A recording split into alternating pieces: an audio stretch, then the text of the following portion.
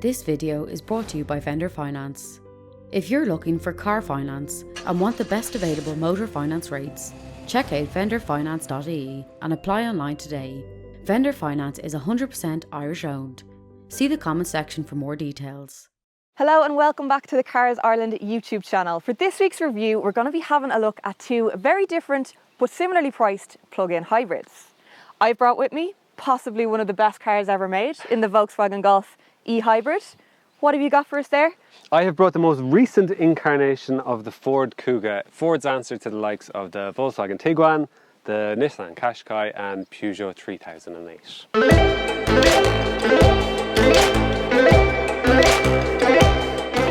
Now the Kuga is available with a raft of engines, and bear with me here while I get through this. So, you have a 1.5 diesel, you have a 2 litre diesel with or without a mild hybrid system, you have a 2.5 petrol with a full hybrid system, or you have the car we have today, which is the 2.5 petrol with a plug-in hybrid system. And today's car has 225 brake horsepower, a 14.4 kilowatt hour battery with a promised range of around 56 kilometers.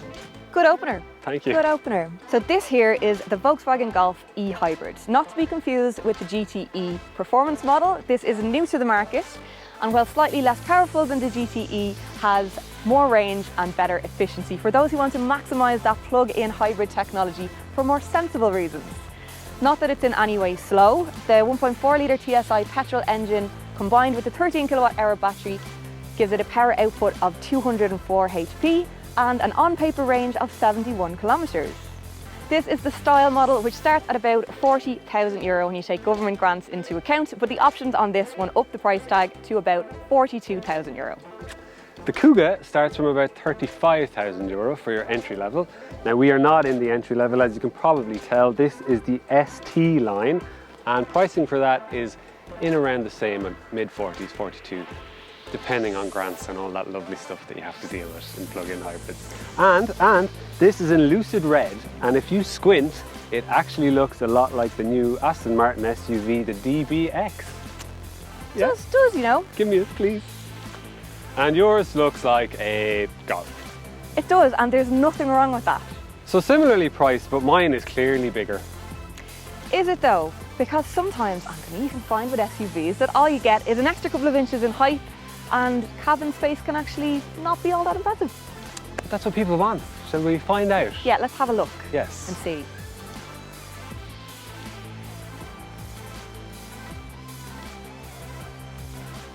So we'll start with boots, and I'm feeling pretty confident, so let me see yours first. Okay. So,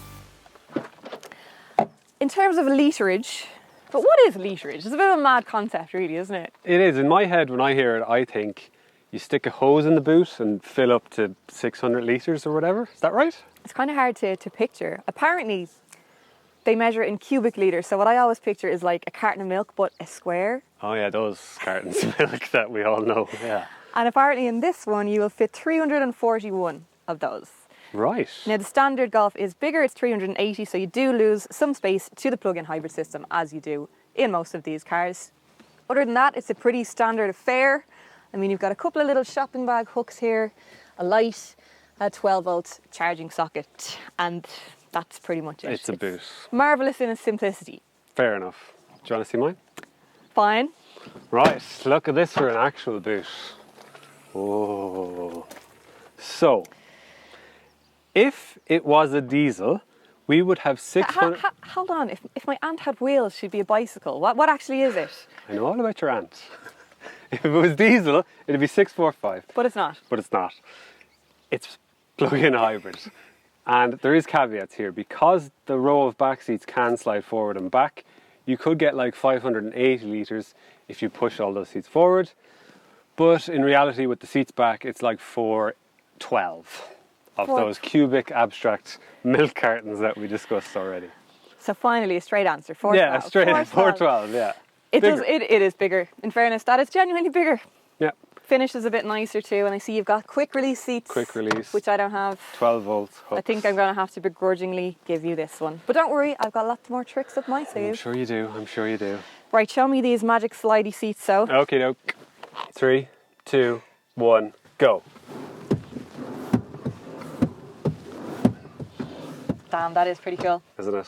You really don't get much legroom when you pull them right up, though. No, that is the thing. Pretty much disappears, actually. Yeah. It's a choice. So you have to pick between your passengers and your back seat. Basically, yeah. That's Still all you're very getting. handy, though, I have to say. That would be great if on one of those wonderful occasions where you can leave the kids behind and go somewhere exciting like the dump. Oh, yeah. Oh, such a treat. Such a treat. Now, I have to say this, to be fair, it does feel more spacious. I don't know how much of it is perception or not, but Feels like it. Because you're sitting higher. The headroom is most definitely better. The legroom not quite as dramatic. No, And definitely I do not. think you have a bit more width-wise as well to play with. Also, marginal. a lower transmission tunnel. Yeah, always good. You're still not going to get more than 3 people in here, though. Not realistically, no. Not 3 big people without discomfort. And speaking of comfort, let's have a look at our little creature comforts here. You've got magazine holders. Yeah, both sides. Got door bins, unlined. I know you love a lined door bin, but we're not treating you today. Pull down centre armrests, Leather. cup holders. No ski hatch. No ski hatch. I have a ski hatch. Yeah, we'll see that. Aircon, I see. Is that a 3-pin socket? Yeah, it is, I know. You think what I'm thinking. It would be good, wouldn't it? So I could plug my car into this car. We could try. We could, and if anything bad happens, we'll just cut it out. Yeah, So back at the Golf, and first things first, these seats do not slide, and that is disappointing. No, it's not gonna be weird. I don't know what I did there. It was the eye contact.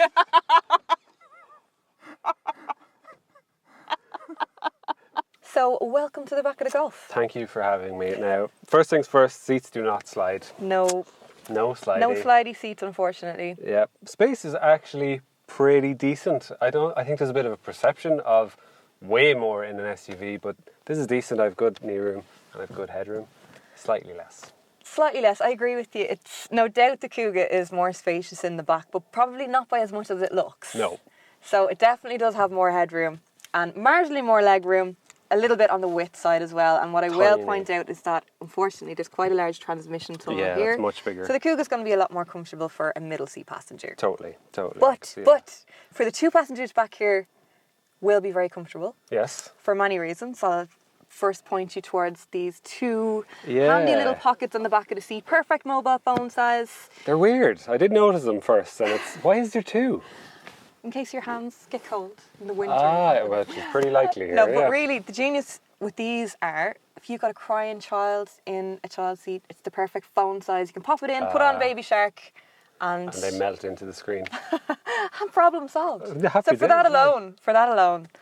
It's nicely appointed back here too, isn't it? Yes. It is pretty good. What other little creature comforts you have? Got door bins that are lined. Oh, you're so happy with your line door bins. Look, I can put loose change in there, keys. I can drop a bag of marbles in there and I'll never know. Your favourite sign of quality, isn't it? It's a good one. It's good. It's the little things. Now, pull down centre armrest. I've got cup holders as well. You do. And I've also got a ski hatch. For all the skiing we do here. Well, yeah. Or, I don't know, put your hurley in there. Yeah. Choose your extreme sport of choice. 3-zone climate control, so you can actually decide your own temperature back here. And I don't have a 3-pin socket. What I do have instead is 2 mini USB ports. Yeah, 3-pin is different, but whatever. So granted, yours does have a bit more space, but I think that the attention to detail here is slightly better. Slightly, yeah. So, slightly. Depending on what's more important to you. Yeah, it's not as big a gap as people think. No. Definitely not. Right, can I see the front? Yes. So this is the front of the Golf.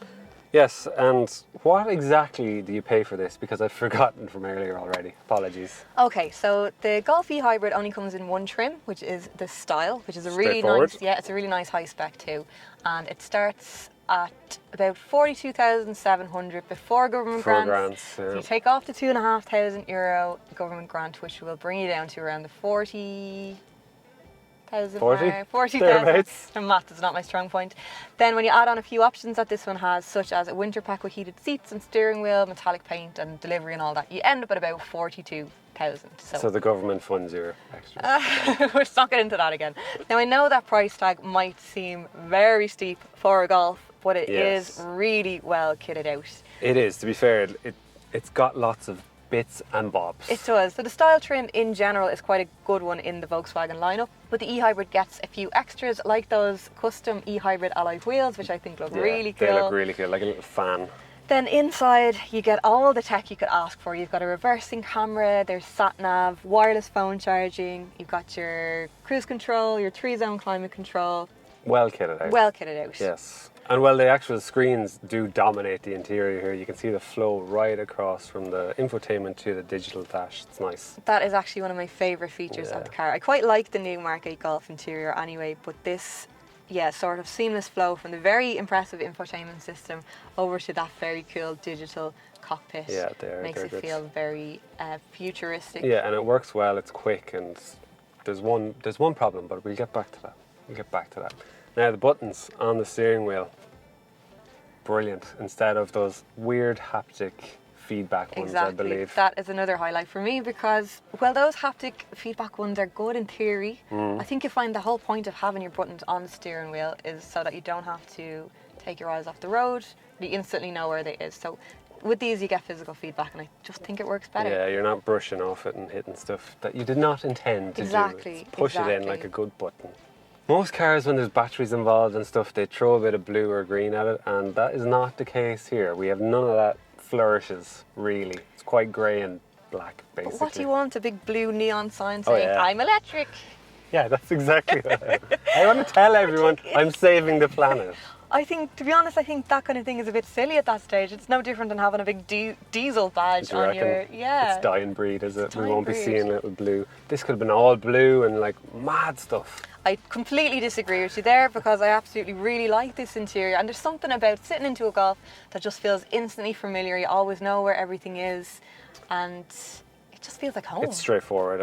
Well, it is and it isn't, because as with most Volkswagen stuff now, the aircon is in the infotainment screen, and I think Volkswagen have admitted defeat here, because if you press your climate button, you have the option of smart climate, which does away with the normal dials and brushes, and it's straightforward. It just says defog windows, warm my feet, warm my hands, cool my feet, fresh air. Some people need it spelled out. Well, yeah, exactly, but they wouldn't have had to do that if they just left it the other way. It's like they've admitted defeat and gone back on them. Okay, fair point. Sort of. Fair point. Yeah, and to be honest, I do prefer a dial for the aircon controls myself. Like you'll get used to it and it's fine, but I think they've admitted defeat by doing that. Well, let's see what yours has to offer. That is a huge steering wheel. It is, isn't it? It's good though. It's nicely padded. It's nice though. It's a nice feel. There's a nice bit of chunk to it. Now, because we have the ST line here, it's obviously sporty leanings, so you have a flat bottom steering wheel. I see that. Yeah, and red stitching, because sporty again. Because sports. Yeah, and if we move down the seats, they're obviously sporty as well, with the red stitching, Alcantara and leather. And they're nice and squidgy and sportive at the same time. They're really nice, yeah. They're quite comfortable. Good seats, yeah. Comfort-wise, I think, again, it comes down to the height thing. There's the illusion of more space anyway, and because you're a little light. Yeah, you're a little bit higher up, there's a little bit less bend on the knee, so that in respect of SUVs versus... Yeah, that's something I didn't know. Anyway, yeah, it's a little bit more comfortable, and I do find that you are a little bit more well-rested after a long drive in an SUV. Okay, yeah, maybe we'll give you... Or I'll take that. What do you think of Ford's digital cockpit? Because this is your first time seeing it. It is my first time seeing it, and I think it's a good effort. Yeah, it's decent. It is. It's impressive looking. There's some nice bits and bobs there. I think the Volkswagen is better execution. Yeah. They've been doing it for longer. The graphics are a little bit crisper, and there's a bit more functionality. You can see you can't get the sat nav up on the screen. No, here. I don't. Not that I could find, unless someone has hidden it somewhere. But it's got nice animations, and it's decent. It does. It feels good. Yeah. And above that, you have. Can you see my head of display? Yes, I can. Yeah. Not a fan? I think the screen kind of defeats the purpose a little bit. It does, doesn't it? I'll show you the Golf does it in a lot more seamless way, where it projects straight onto the windscreen. That's COVID vibes, isn't it? With like the screens and separators and stuff. We've seen too many screens over the last year, so yeah, it's giving me flashbacks. That's part of a pack with some projector headlights, and I think it's about 1,700 quid, so don't bother. I won't waste your time. Right. Another pack this is for €1,300, and that I probably would get. You get like the radar, cruise control, door protectors, and a few other bits of driver assistance, blind spot monitoring, I think. that pack I would recommend. Cool. So it has all the bits as well. You've got your sat nav, It's well kitted out. reversing camera. Is that wireless phone charging, I see? Yeah, wireless phone charging in the middle too. So neither of them are lacking in any way. Not really, no. There's not really much else you could ask for, really, is there? No. Like the infotainment does look a bit old, and where we pointed out it was directed at the driver in the Golf, this is directed at the middle seat passenger in the back for some reason. It's very straight on, and Yeah. I'm not mad on that positioning. I don't like the kind of stuck on iPad look. No, that's not great. But aircon controls are buttons and dials, so As functional as they are, it does look a little bit busy though. it is a bit busy, but I still think the functionality outweighs the busyness. Yeah, I think I'd probably have to agree with you there. I'd rather have a couple of dials myself. Speaking of dials, we have dials for the gear selector. How do you like that? That's nice. Is it better than the kettle switch in the Golf?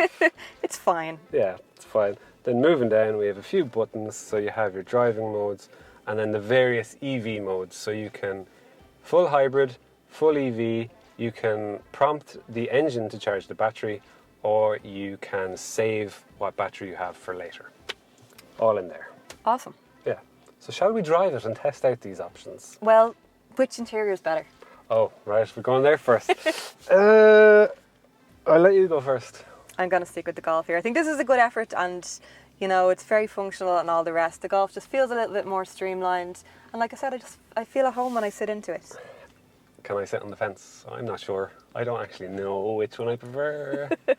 Grand, so. Under the hood of the Kuga is a nice, sizable 2.5 litre petrol, which you don't really see, especially this side of the pond, if you will, anymore. No. It's usually like your little tiddly 1.4. Got a nice chunky 2.5 here. With the electric motor, you get 225 PS, so 100 kilometers, you'll get there in 9.2 seconds, which I realise is basically irrelevant in this, but it's good to know, isn't it? It is. Yeah, some people like to know those things. And so what are we talking range-wise? Yeah, range is obviously hit and miss, and it depends on the style of driving you're doing. But What's it supposed to be? it's supposed to be 56. I think 40 you'll get comfortably. What I will say is, around town, that electric little motor and range is very handy. It's very neat around town, very quiet, and I actually think that's where it excels. On the other side of that, motorway, really good too, really comfortable, really quiet, and actually when I picked it up, it had no battery range at all. It was empty, so we were only running on the engine, and it was actually surprisingly economical. Most of the time when you have no charge, you're really just drinking the petrol.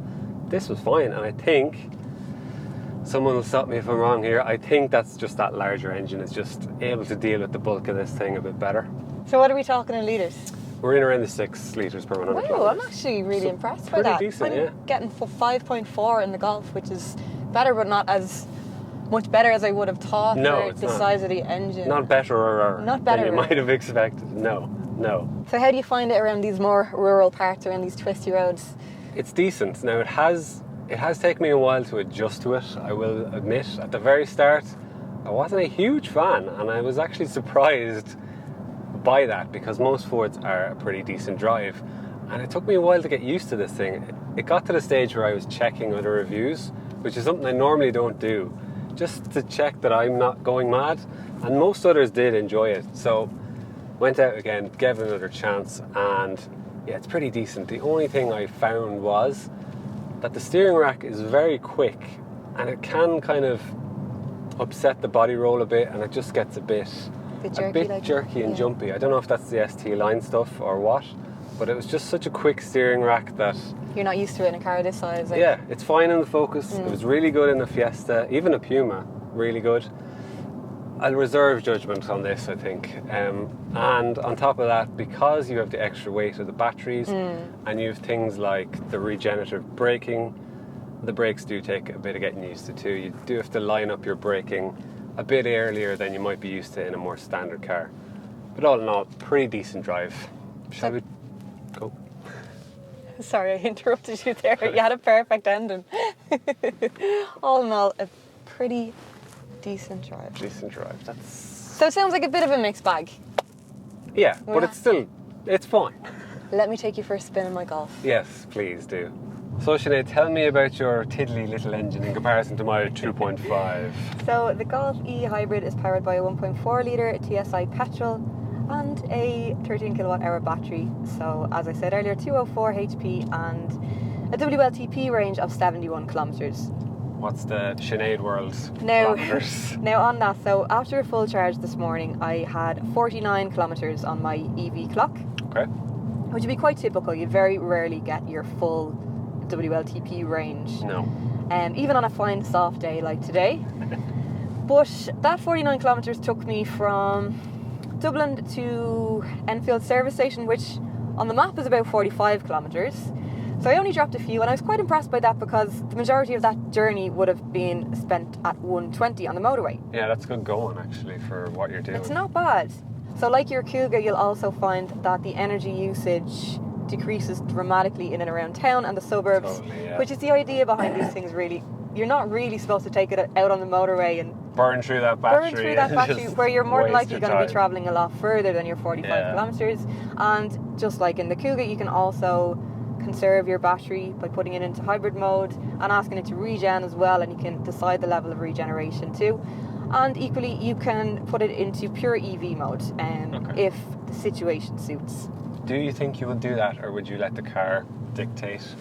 I like that there is the choice. I like that sometimes you can let the car decide, and then for those other times where you're maybe you want to experiment and test the limits of the car, that you can do yourself. Fair enough, yeah. So as you can hear there now, we're all out of electric range. We're on petrol power only, and it is super refined in both modes, to be fair. I think, as you said yourself, that I prefer it in EV mode because it's just, you get that kind of rapid power, and it's a really nice car to drive in EV mode. I was actually a really big fan of the e-Golf RIP for the same reason that I really like this one. It's that it feels so normal. It's that the handling is so normal. There's very little in the way of sacrifice made for the plug-in hybrid system, I feel. You feel very little of that extra weight. It has very little effect on the handling. The steering is spot on, as it is with most Golfs. And yeah, it's just that really nice, satisfyingly competent, familiar Normal. Golf drive. Yeah, the Golf is like the benchmark of normal. If it was a flavour, it would be flour. Harsh. But no, this is competent. I can imagine around town is probably its best point, and it's probably a bit better than that Kuga, just size-wise, neat dimensions, nice and low. Yeah, definitely has. There definitely is positives to not being another SUV as well. Yeah, it's rare. It's rare.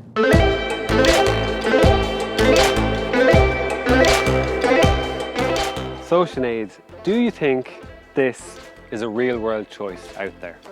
To be honest, I think that people are going to be surprised when they learn how close in price these two are. Yeah. Because to look at the two of them, I think you'd assume that the Kuga, being the bigger car, would be quite a bit more expensive. Yeah, you would expect it quite a bit more, but it's not. And to be honest, if space is your main priority, then the Kuga is absolutely the way to go. Yeah. However, if you're after something maybe a bit sportier, a bit neater, with better tech, well then, the Golf E Hybrid is probably my favourite plug-in hybrid on the market at the moment. Yeah, it's the best version I've seen so far. They're both very competent plug-in hybrids. It's a bit of a mad thought to think that buying a Golf is bucking the trend because, well, crossovers are king now, and that's just where people head straight away. But buying a Golf? You weirdo. I know. So suddenly it's not the norm to buy a Golf. Suddenly the Sounds Golf is the crazy choice. So which one would you go for? I would go for that fence I was on earlier. I'm staying on that fence because I'm not sure. You? It's the Golf for me. Golf all day? All day. All day. Why don't you let us know what you'd pick in the comments? Do, and if you enjoyed the video, please give us a like or share and subscribe if you'd like to see more videos like this one. You can also follow us on all the usual social channels, including now TikTok. Dancing.